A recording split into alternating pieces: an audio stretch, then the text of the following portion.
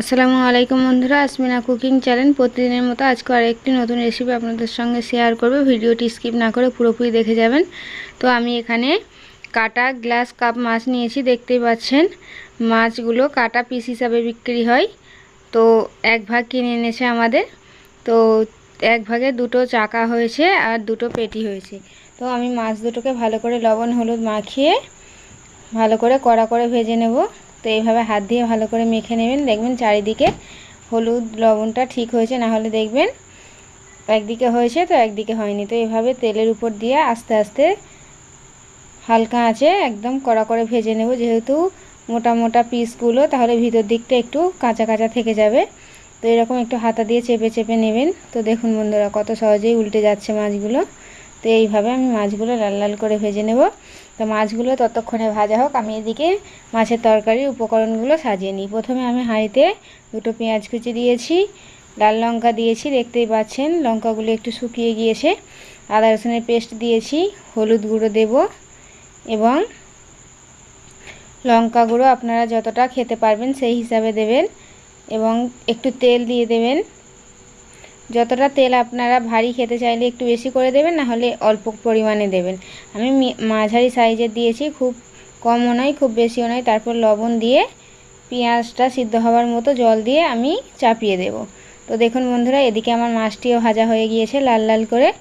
তো আমার এদিকে পেঁয়াজ থেকে তেল ছেড়ে দিয়েছে, ঢাকাটি খুলে নিয়েছি। এবারে আলু আর টমেটো কুচি দিয়ে ভালো করে নাড়তে থাকবো যতক্ষণ না টমেটোগুলো একটু সিদ্ধ সিদ্ধ হয়ে আসে। আর আলুরও একটা গন্ধ থাকে, সেই গন্ধটা যতক্ষণ না চলে যায়। তো এভাবে ভালো করে কষিয়ে নেবেন। কষাতে কষাতে দেখবেন তেল ছেড়ে দিয়েছে, তখন আলু সিদ্ধ হবার পরিমাণ জল দেবেন এবং আপনারা যতটা মাছের ঝোল রাখবেন সেই হিসাবে জলটা দেবেন। কেউ কেউ মাছের ঝোল খুব পাতলা খায়, কেউ বা মাঝারি মতো খায়, আবার কেউ বা একটু কম খায়। সেরকম হিসেবে আপনারা জলটা দিয়ে নেবেন। আমি কেমনটা দেবো আপনাদের সঙ্গে শেয়ার করব। তো দেখুন বন্ধুরা, যখন টমেটোটা হালকা সিদ্ধ হয়ে এসেছে তখন আমি জল দিয়ে দেবো। জলটা কতটা দিয়েছি দেখতেই পেয়েছেন, আলুটুকু ডুবে গিয়েছে, সেরকম হিসাবে জল দিয়েছি। এখানে আমি বেশি মাছের ঝোল রাখবো না। তো আলুটি আমার সিদ্ধ হয়ে গেলে এভাবে ঢাকা খুলে মাছগুলো আমি এক এক করে দিয়ে দেবো। দিয়ে ভালো করে ফুটিয়ে নিয়ে উপর থেকে জিরা মরিচ পাউডার ছড়িয়ে দেব, যাতে তরকারির স্বাদটা আরও দারুণ খেতে লাগে। তো আমি খুব পাতলা মাছের ঝোল করলাম না, মাঝারি মতো করলাম, যাতে এর স্বাদটা খুব ভালো থাকে।